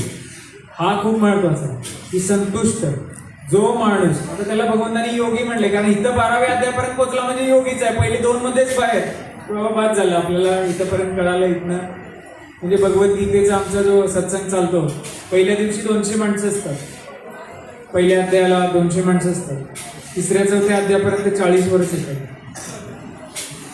18व्या अध्यायापर्यंत जो सांगणार आहे आणि समोरचा एक कोणतं तेवढंच असतो. अध्यात्म एवढ्याच लोकांच्यासाठी आहे. भजन कीर्तन फुलमाळा सगळ्यांसाठी आहे. सगळेजण आनंदाने नाचणार खेळणार सगळं करणार. हा ते गरजेचं आहे. पण अध्यात्म म्हणजे काय? स्वभाव अध्यात्म उच्चते. काल आपला विषय झाला की स्वतःमधल्या बदलाला अपेक्षित आहे, त्याला अध्यात्म म्हणतात. स्वतःमध्ये बदल करणं जगातली सगळ्यात कठीण गोष्ट आहे. मग अध्यात्मामध्ये कोणती गरज नाही. मी म्हणलं की बाबा नाही तू स्वतःमध्ये बदल कर, राम राम चालू होतं. तो परत येतच नाही. हा काय सांगतो? बरं, संतुष्टम सततम योगी, की सतत संतुष्ट असतो. म्हणजे आता एक गोष्ट मी नेहमी बघतो, माझ्याकडे कधी कधी लोक येतात, काही प्रश्न घेऊन येतात, सदा सर्वदा दुःखी, सदा सर्वदा दुःखी. पण मला एक सांगा, कुणी काही न करता तुम्ही सदा सर्वदा दुःखी राहू शकताय, तर सदा सर्वदा संतुष्ट राहू शकताय की नाही? 100% राहू शकतो. संतुष्ट होण्यामागे एकच कारण सफिशियंट आहे, एकच कारण पुरेस आहे. काय? आपल्या लायकातापेक्षा भगवंतानी आपल्याला जास्ती दिले. आपण फक्त अपेक्षा करतो, ठीक आहे, पण जास्ती दिले. ते कथा तर सगळ्यांना माहितीच आहे. सतत कंप्लेंट करणारे साधू जवळ एक माणूस, तो घेऊन गेला, त्याला राजाकडे घेऊन गेला. राजाला तो म्हणला, चल तुला राजाकडनं पैसा घेऊन, तुला काय पाहिजे ते राजाकडनं मिळवून देतो. राजा खास आहे म्हणे माझा. म्हणजे ठीक आहे, जातो वरती दरबारात, घेऊन जातो, राजाच्या कानात जरा फुसफुस करतो, परत खाली येतो. त्या माणसाला म्हणतो, राजाने तुझ्या सगळ्या अटी मान्य केल्या, खुश का? म्हणे खुश. म्हणे फक्त एक प्रॉब्लेम आहे. म्हणे काय? तर राजाला तुझे 2 डोळे पाहिजे. म्हणे परत राजाकडे जातो. म्हणे नाही, त्याला काही 2 डोळे द्यायचे नाहीत, जरा असं काही ते कॉम्प्रोमाइज करा. राजा म्हणतो ठीक आहे, जा सांग. परत येतो. म्हणे बरं डोळे कॅन्सल केले, एक हात तेवढा दे. नाही, ही अशी गोष्ट आहे. मग भगवंतांनी आपल्याला ऑलरेडी सगळं सफिशियंट दिलेलं आहे, सेल्फ सफिशियंट बनवलेलं आहे. फक्त आपणच असतो की जे आपण वेगळे वेगळे कारनामे करतो की ज्याचे पडसाद आणि परिणाम आपल्याला होतात. मग संतुष्ट आपण राहू शकतो की नाही? 100% राहू शकतो. तर संतुष्टम सततम योगी, जो सदा संतुष्ट आहे, यतात्मा दृढ निश्चय, की जो दृढ निश्चयी आहे. आता दृढ निश्चयावर ना, काल मी सगळ्यांना एक साधना शिकवली होती. आज किती जणांनी केली? जाता जाता मी विज्ञान मैरोतंत्राची एक स्पेशल साधना सांगितली, सोपी करून. आई जशी आपल्या मुलाला तुकडे तुकडे करून देते, तशी एकदम साधी सोपी तोंडाजवळ आणून दिली. आज किती जणांनी केली? माझ्याकडे बरेच लोक येतात, मी त्यांना काही गोष्टी त्यांच्या स्वभावाप्रमाणे करायला सांगतो. मग करायला सांगितल्यानंतर मला मग लोकांनीच चालू केले ते. मग माझ्या व्हॉट्सअपवरती आनंदमयच्या मेसेज टाकतात, day 1 complete, day 2 complete, day 3 complete वगैरे वगैरे सगळं टाकतात. डे 5, डे 6 ... डाय. मग याला दृढ निश्चय कसा म्हणायचा? बरं, काल तुम्ही इथे संकल्प केला, बघा याच्यामध्ये दिसतंय आपल्याला आपण गुरु महाराजांच्या पवित्र भूमीमध्ये आहे. तिथे आपल्याला गुरु महाराजांचाच एक उपदेश समजा मिळतोय किंवा हे माझ्याच कल्याणासाठी आहे आणि तुम्ही प्रण पण करताय. मला सगळ्यांनी काल हो असं म्हणलं होतं, सगळ्यांनी हो म्हणलं होतं, आज एकाने पण केलं नाही. मग याला दृढ निश्चय कसा म्हणायचा? मग तुम्ही काय म्हणणार की मला भगवंताला भेटायचं आहे, दृढ निश्चय करून निघाला, चालत चालत चालत गेला. मला माहिती आहे भगवंत कुठे आहे, पण ती रवींद्रनाथ टागोरांची एक कविता आहे, खूप मोठी कविता आहे, पण त्याचा तुम्हाला एक सारांश सांगतो. त्यांनी म्हणलं होतं, एक माणूस भगवंत खूप शोधत होता, भगवंताचा पत्ता शोधत होता. तो इकडे गेला, तिकडे गेला, तिकडे गेला, सगळीकडे गेला, विचारलं भगवंताचा पत्ता, आणि त्याला लकीली भगवंताचा पत्ता भगवंतच देतो. तर भगवंताने त्याला त्याचा पत्ता देऊन टाकला. म्हणे भगवंताचा पत्ता मला मिळाला. मग मी हळूहळू करत त्या गल्लीमध्ये गेलो, मला भगवंताचं घर दिसलं, भगवंताचा दरवाजा दिसला, दरवाजावरची कडी दिसली. त्या कडीला मी हात लावला, कडी वाजवणार, एवढ्यात विचार आला. मी कडी वाजवली आणि भगवंतानी मला आत बोलवलं, तर माझ्या घराचं काय होईल? मी कडी हळूवारपणे ठेवली की जिचा आवाज येऊ नये. जे युटर्न मारला. मला आज पण माहिती आहे भगवंताचं घर कुठे आहे, मला आज पण माहिती आहे भगवंताचं घर कुठे आहे, पण मला काही जाणं होत नाही. मग हा दृढ निश्चयाचा भाग आहे. मग दृढ निश्चय काय? छोटाच, कुठलाही एक नियम पकडा. मी बरेचशा साधकांना अग्निहोत्राची एक साधना देतो. अग्निहोत्र शेगावचे जसे गजानन आहेत, तसे अक्कलकोटचे एक गजानन महाराजांनी अग्निहोत्राची पुनर्स्थापना केली. तर अग्निहोत्राचा एकदम सोपा नियम आहे, सकाळी सूर्योदयाला आणि संध्याकाळी सूर्यास्ताला अग्निहोत्राचे तांदळाचे अग्नीमध्ये 2 दाणे आहुती द्यायची. इतका सोपा आहे, पण तो सोपा नाही, अवघड आहे. का? दृढ निश्चय लागतो. बरोबर सूर्योदयाच्या टायमिंगला, बरोबर सूर्यास्ताच्या टायमिंगला, 1 दिवस 2 दिवस, तिसऱ्या दिवशी भूल.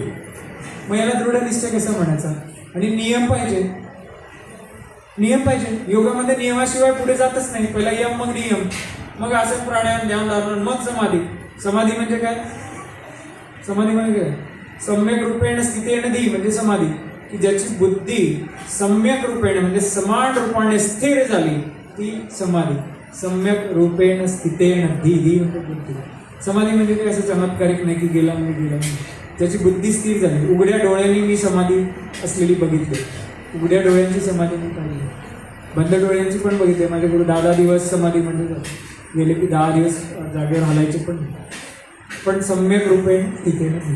मग हा नियम काय, दृढ निश्चय.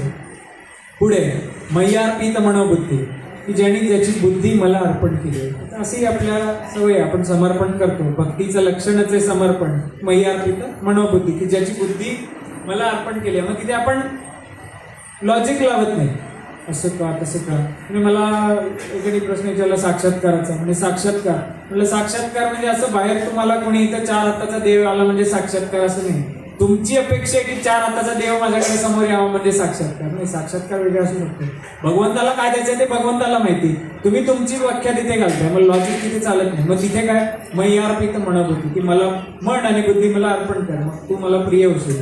मग तिथे आपण काय करतो, त्यांनी जे सांगितलं ते आचरणात आण आणि सोडून दे. जास्तीचा ताण न घेणं.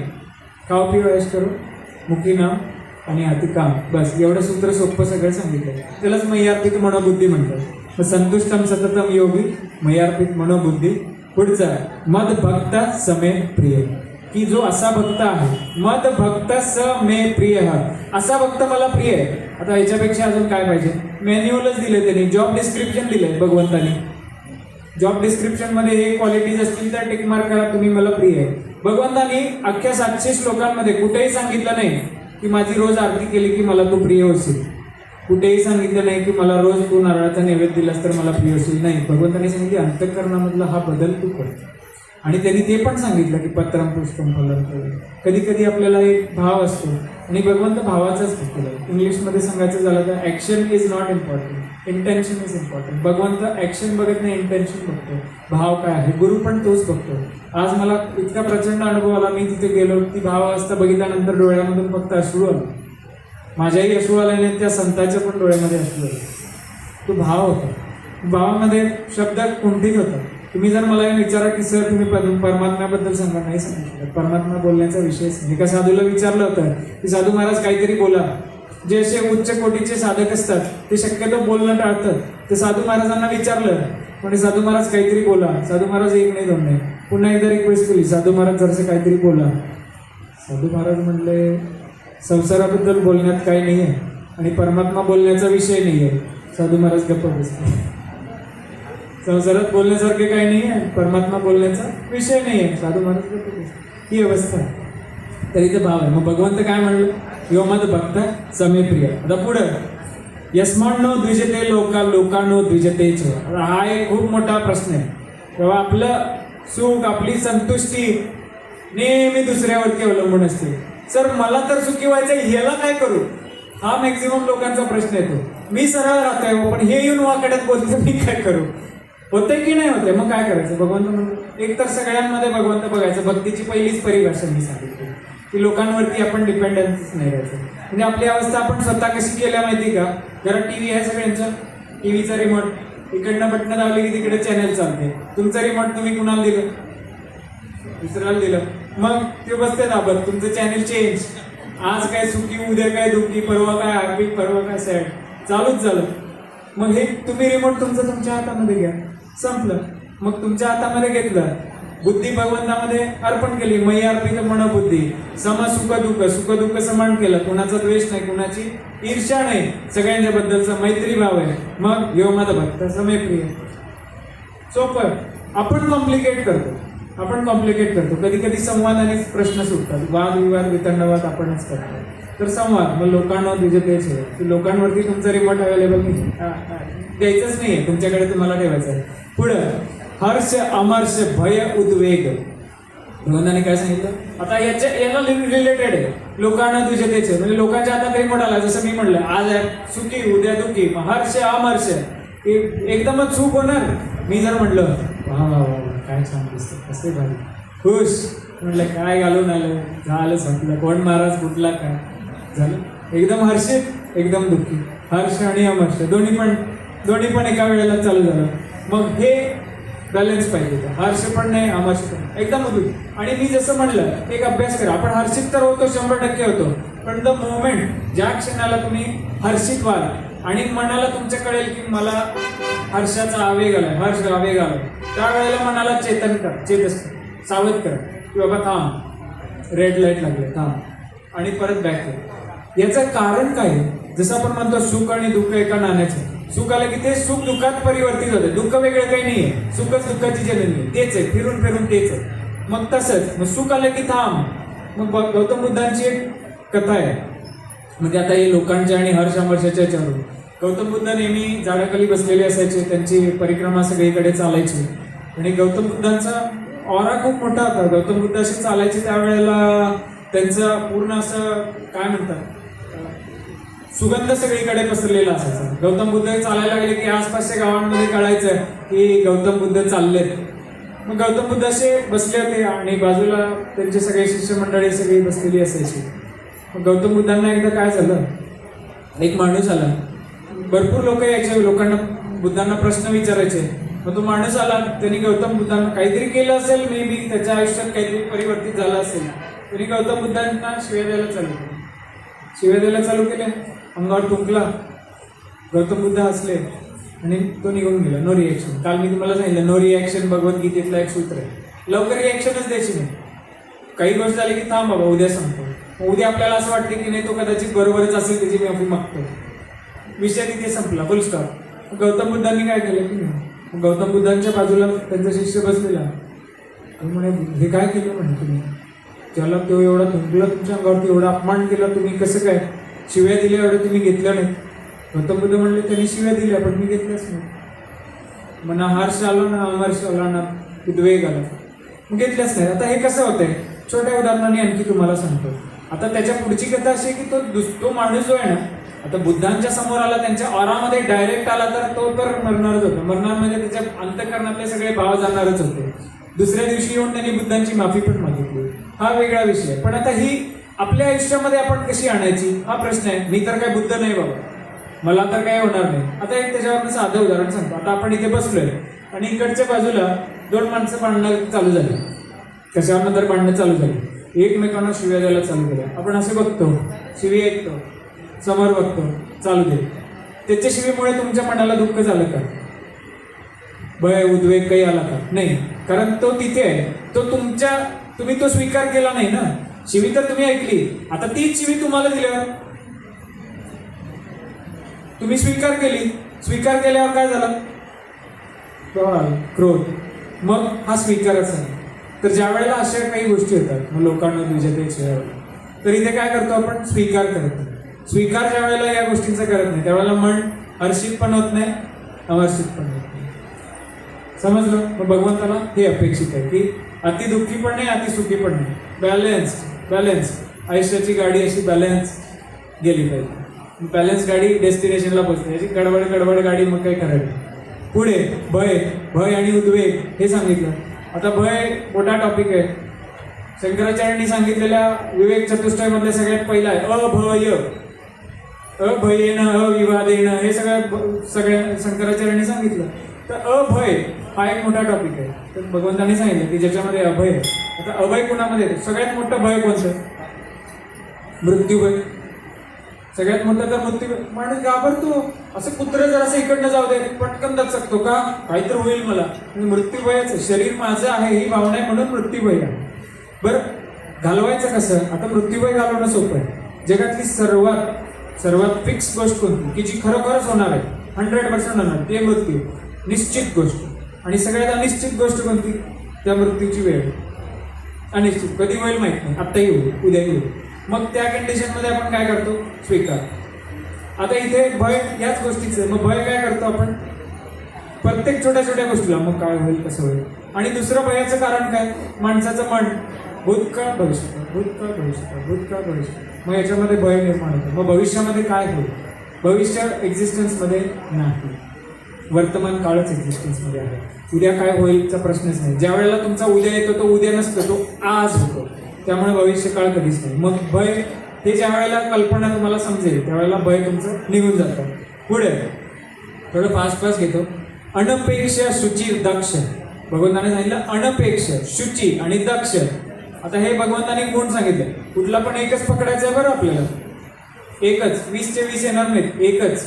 एकच पकडा आणि शेवटपर्यंत न्या, दृढ निश्चय करून. मग अनपेक्ष, अनपेक्ष म्हणजे काय? ज्याला अपेक्षा नाही, अनपेक्ष. आता अपेक्षांवरनं सांगतो. एक इंग्लिशमध्ये एक फ्रेज आहे, more expectation more frustration, less expectation less frustration, no expectation no frustration. मग आता फ्रस्ट्रेशन कशामुळे येतं? जे आपल्या आयुष्यामध्ये जी बुद्धीची उलाढाल, आपली मानसिक उलाढाल चाललेली असते, अपेक्षांनीच असते. यांनी मला असं असं केलं पाहिजे, एक आउटलाईन असते आपल्याला.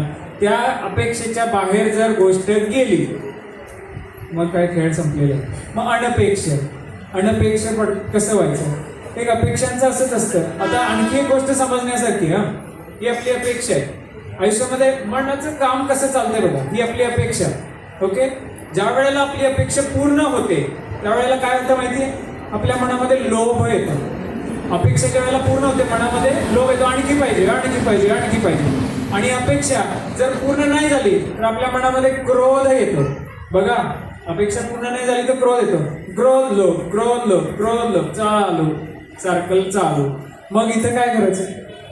भगवंताने 3 सांगितलंय, नरकस्य द्वारा, त्रिविधम नरकस्य द्वारा, काम क्रोध आणि लोभ. ही डायरेक्ट नरकाची द्वार आहे. क्रोधाला जर अशी उपमा दिली, एखाद्या घरामध्ये जर चोरी झाली, काहीतरी तर शिल्लक राहते, लाकूड सामान कुठलं तर कपाट विपाट शिल्लक राहते, त्या घराला आग लागल्यावर सगळंच गेलं. क्रोधाला अग्नीची उपमा दिली, म्हणून क्रोध करायचं. मग हे इथे अनपेक्ष, की अपेक्षा जेवढ्या कमी ठेवाल, अपेक्षा ठेवायला हरकत नाही. आपण माणसं आहे, माणूस अपेक्षा ठेवणार, पण चेंज कुठं करायचा? माझी अपेक्षा पूर्ण झालीच पाहिजे, ते दुःख देईल. म्हणजे आता उदाहरण सांगतो तुम्हाला. मी आता इथे 1.5 तास झालं बोलतोय. मी बोलायला लागले, तुम्हाला सांगितली भक्ताची लक्षणं, गुरु आदेश म्हणून भक्ताची लक्षणं सांगतोय. मग मी जर इथे अपेक्षा केली, इथं बसलेल्या सगळ्यांनी यातले 20च्या 20 आत्मसात केले पाहिजे. बरं चला, एक आत्मसात केलं पाहिजे. मी अपेक्षा केली, आता मी ही अपेक्षा करू नये आणि तुम्ही केलीच नाही तर माझा अपेक्षा भंग झाला. तुम्हाला कायच झालं नाही, उद्ध्वस्त कोण होणार? मी. घरी जाईपर्यंत झालं एक पण समजलं नाही. मग हा अपेक्षाचा खेळ असा असतो. मग अपेक्षा, माणूस म्हणून आपण अपेक्षा ठेवणार आहे, 100% ठेवणार आहे. मग अपेक्षा ठेवा, पण बदल कुठे करा आजपासून? ती अपेक्षा पूर्ण झालीच पाहिजे, हा अट्टहास नाही. मग त्याला भगवंताने सांगितलं अनपेक्षा. पुढे काय? अनपेक्ष शुची. शुची म्हणजे शुद्धता.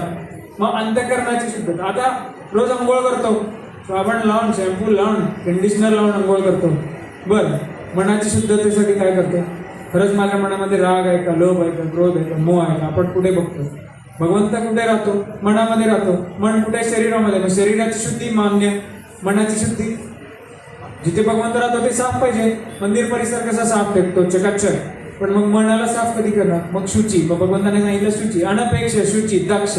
दक्ष म्हणजे काय? अलर्ट. मगासचे जेवढे सगळे गुण सांगितले त्याच्यामध्ये दक्षता आली, म्हणजे अगदी सुखी झाला.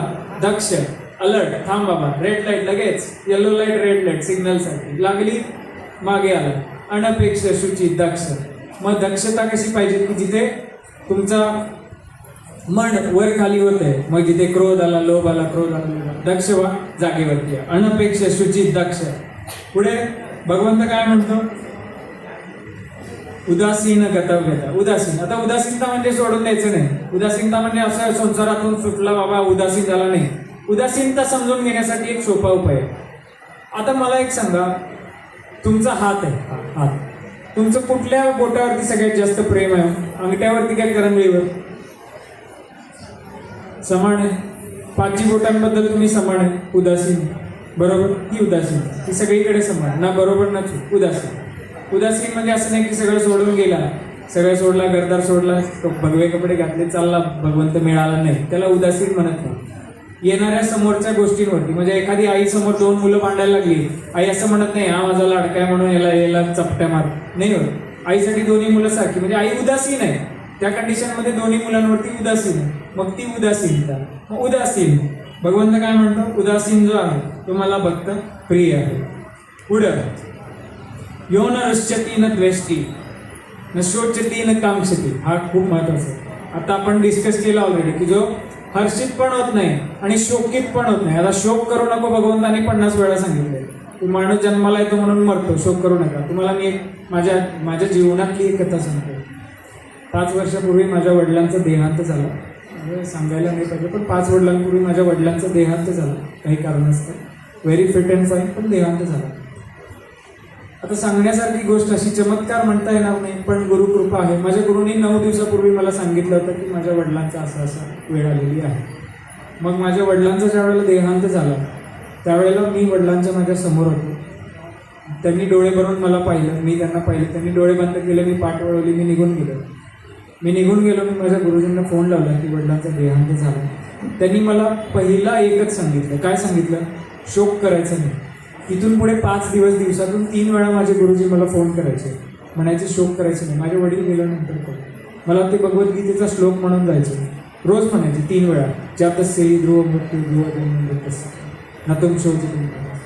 ते म्हणायचे की जन्माला आला म्हणून मेला. माणूस मरण्याला दुसरं कारण नसते. कसा मेला विचारायचं नाही, जन्माला आला म्हणून मेला. वास्तव मेला तसं म्हणून नाही.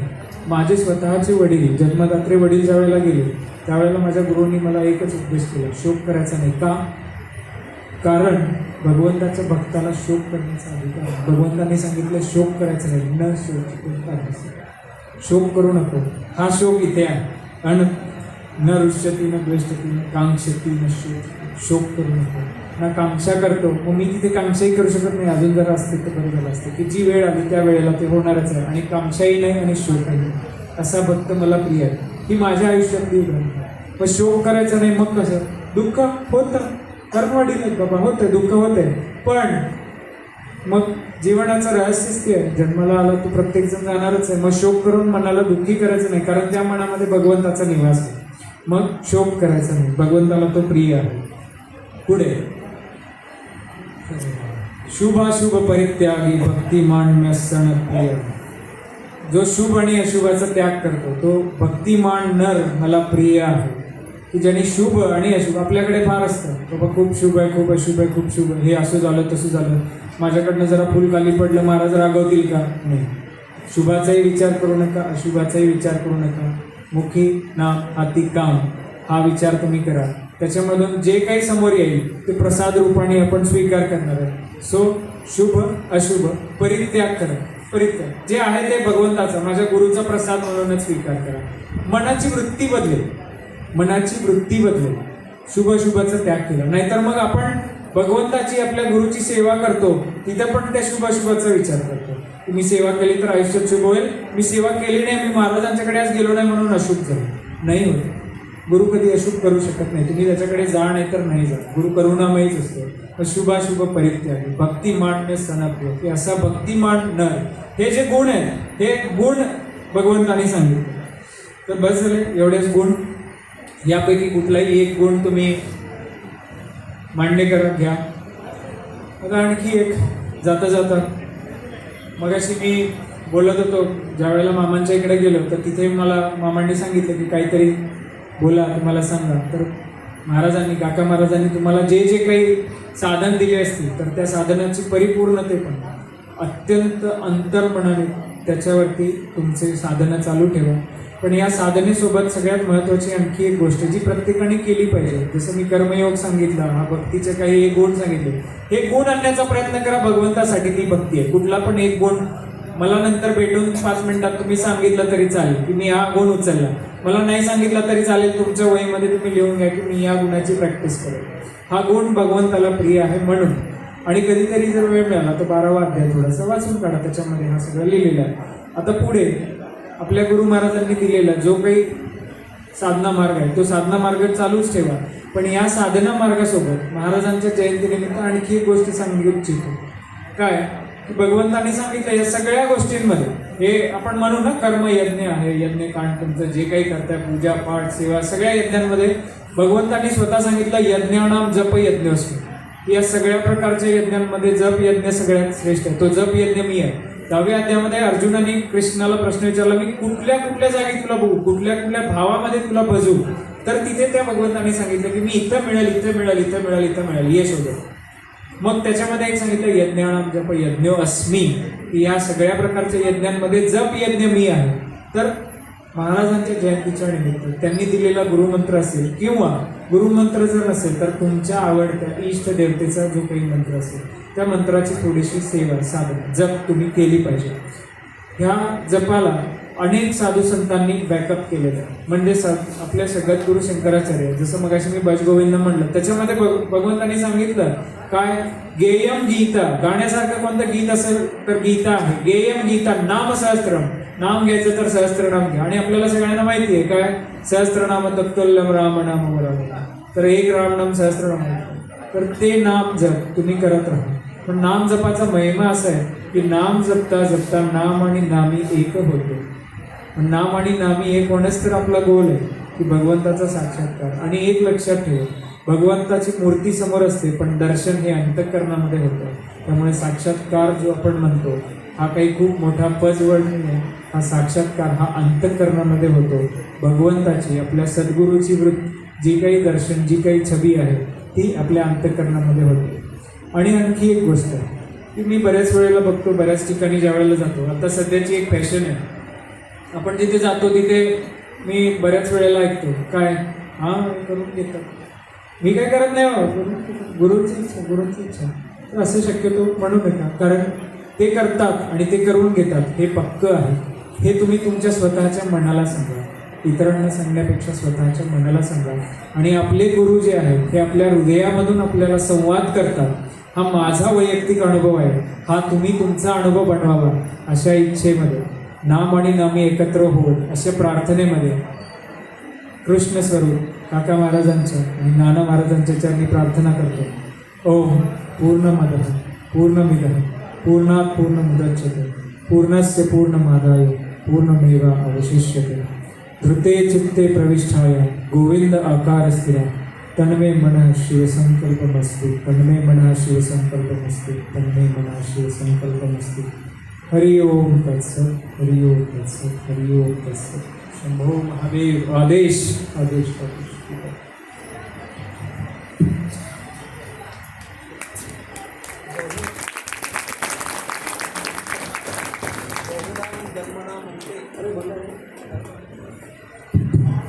बहुनाम जन्मनाम म्हणते ज्ञान वामनाम प्रपद्यते.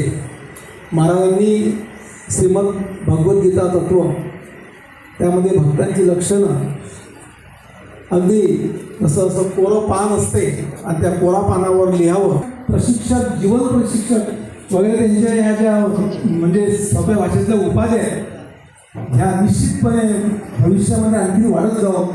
कारण यासाठी मी म्हणतो की त्यांचं वय जे आहे ते वय, जसं ज्ञानेश्वरांनी श्रीमद भगवद्गीता मराठी प्राकृतमध्ये लिहिली आणि त्या श्रीमद भगवद्गीतेचं अंतरंग व्यक्त करणारे आपण जे सर्व साधक आहोत त्या साधकातील एक उच्चस्तरीय साधक महाराजांना व्हावं अशी सद्गुरूंची, असं त्यांनी सांगितलं होतं की